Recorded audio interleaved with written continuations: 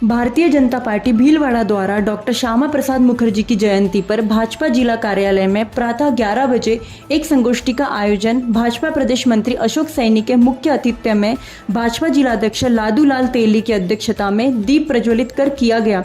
इस मौके पर भाजपा जिला प्रवक्ता कैलाश सोनी और भाजपा प्रदेश मंत्री अशोक सैनी ने कहा कि डॉक्टर श्यामा प्रसाद मुखर्जी ने जनसंघ की स्थापना की और राष्ट्र सर्वोपरि की भावना को लेकर अपना सर्वस्व बलिदान कर दिया।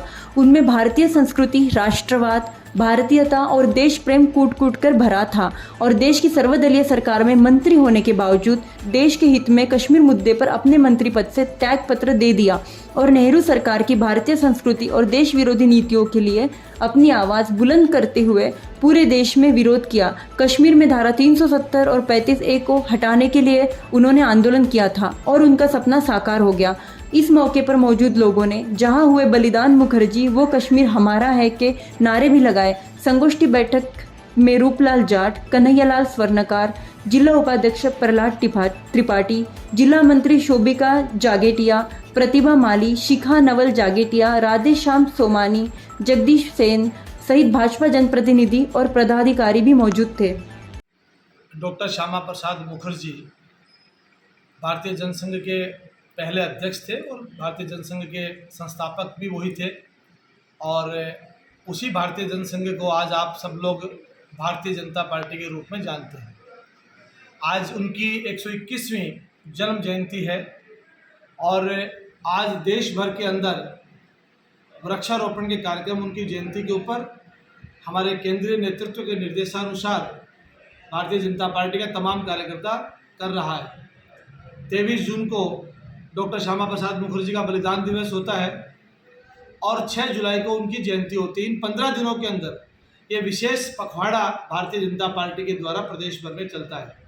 आज 6 जुलाई को मैं और मेरे जैसे तमाम प्रदेश के पदाधिकारी किसी न किसी ज़िले में रह करके इस अभियान को आगे बढ़ाने का काम हम लोग कर रहे हैं। हालांकि यहाँ हमारे जिलाध्यक्ष लादू जी के नेतृत्व में पहले से ही इस कार्यक्रम को चलाया जा रहा है। कार्यकर्ता अपने पूर्वजों के बारे में, अपनी पार्टी के संस्थापक नेताओं के बारे में जान सके, उनके जीवन को समझ सके, उनको पढ़ सके, इसलिए इस प्रकार के आयोजन भारतीय जनता पार्टी करती है। देखिए, कांग्रेस आज मैं समझता हूँ ये जो घटना है और उस घटना के बाद में माननीय मुख्यमंत्री जी का और कांग्रेस के प्रदेश अध्यक्ष का जिस तरीके से बयान आया है, मैं समझता हूँ कि कांग्रेस मुक्त भारत का जो देश के लोगों ने सपना देख रखा है वो उसकी ताबूत में एक अंतिम कील है।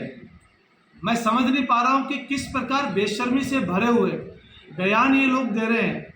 आज आप सत्ता में हो, देश के गृह मंत्री आप हो, देश के मुख्यमंत्री आप हो और आप प्रधानमंत्री से आग्रह करते हो कि आप आकर के संभालो। प्रदेश के गृह मंत्री सर, हाँ, प्रदेश के मुख्यमंत्री आप हो, प्रदेश के गृह मंत्री आप हो। मुख्यमंत्री अशोक जी के पास गृह मंत्री का आज सरकार सारी उनके पास है और वो देश के प्राइम मिनिस्टर से आग्रह कर रहे हैं इस बात का कि वो आकर के उसे बोलना चाहिए। तो मैं समझता हूँ इससे बड़ा शर्मनाक बयान कोई हो नहीं सकता। आप शासन में हो, प्रदेश की जनता ने आपको सत्ता की चाबी सौंपी है, इस प्रकार की घटना को रोकने की जिम्मेदारी आपकी बनती है और आप भाजपा के ऊपर आरोप लगा करके इतिश्री पूरी कर रहे हो, अपना पल्ला झाड़ रहे हो। आप करौली की घटना हो, चाहे आप जोधपुर की घटना हो, चाहे आप उदयपुर की घटना हो, ये मैं समझता हूँ इस सरकार को नैतिक जिम्मेदारी समझते हुए इस्तीफा दे करके और बाहर निकलना चाहिए। तो गोविंद सिंह डोटासरा ने गलत कहा? बिल्कुल गलत कहा, ये तो मैं कह रहा हूँ। ये तो शर्मनाक बयान इन लोगों के आ रहे हैं। इनका मुख्यमंत्री कह रहा है तो इनके डोटासरा जी कोई ऐसी थी नहीं है। जब इनके मुख्यमंत्री जी शर्मनाक बयान दे रहे हैं कि प्रधानमंत्री को बीच बचाव करना